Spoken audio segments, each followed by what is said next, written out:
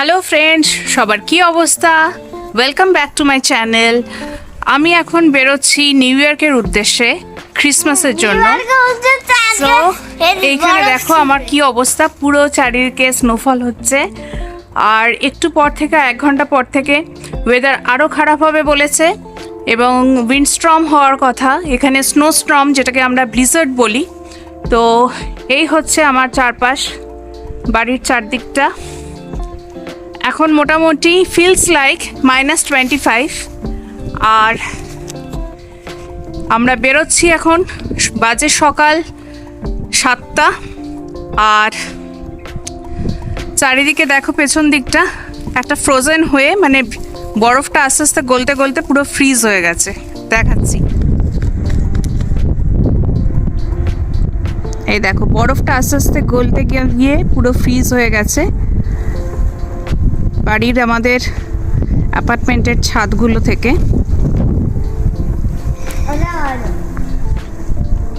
আর এই আমার মেয়ে। চলো তাহলে বেরিয়ে পড়ি। আমাদের সুইমিং পুলটা পুরো ফ্রোজেন, সাদা হয়ে গেছে। একটু দেখাই,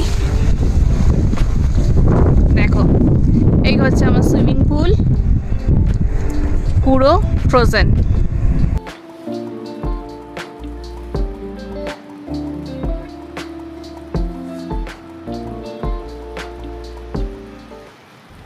আমরা ক্যাব বুক করেছিলাম, তো ক্যাব মোটামুটি চলে এসেছে। এই দুর্যোগের মধ্যেও যে এসছে তুষার ঝড়ের মধ্যে।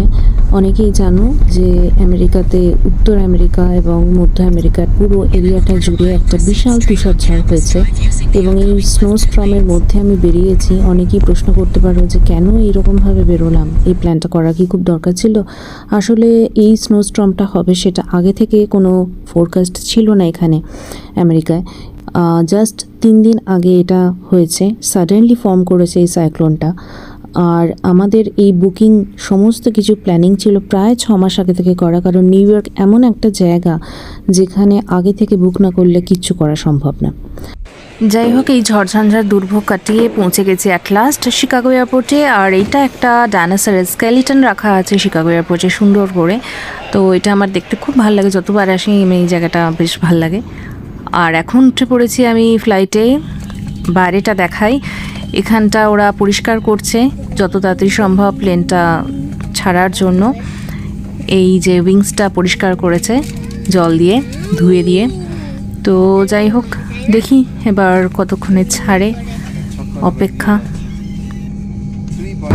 আমাদের ফ্লাইট ছেড়েছে, কিন্তু ফ্লাইট ডিলে আছে প্রায় 1 ঘন্টার ওপর, কারণ বাইরে প্রচণ্ড প্রাকৃতিক দুর্যোগ আর স্নো স্ট্রম হচ্ছে, যে কারণের জন্য ফ্লাইট ডিলে।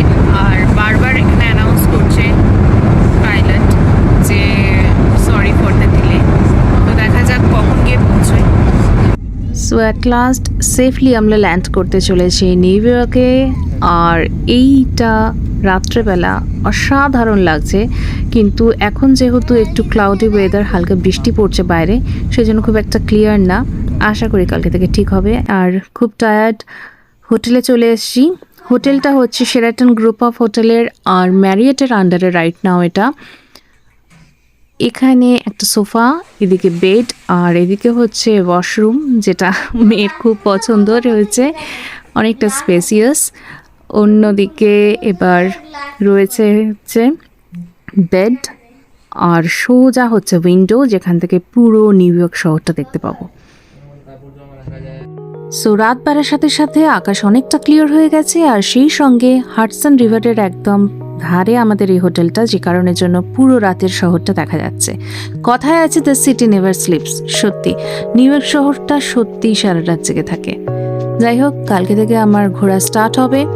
আর সবাইকে জানাই হ্যাপি নিউ ইয়ার। সবাই নিউ ইয়ার খুব ভালো কাটুক। স্টে হেলদি, স্টে ফিট, সবাই খুব ভালো থেকো। আর আজকের ব্লগটা কেমন লাগলো অবশ্যই আমাকে জানিও। টাটা।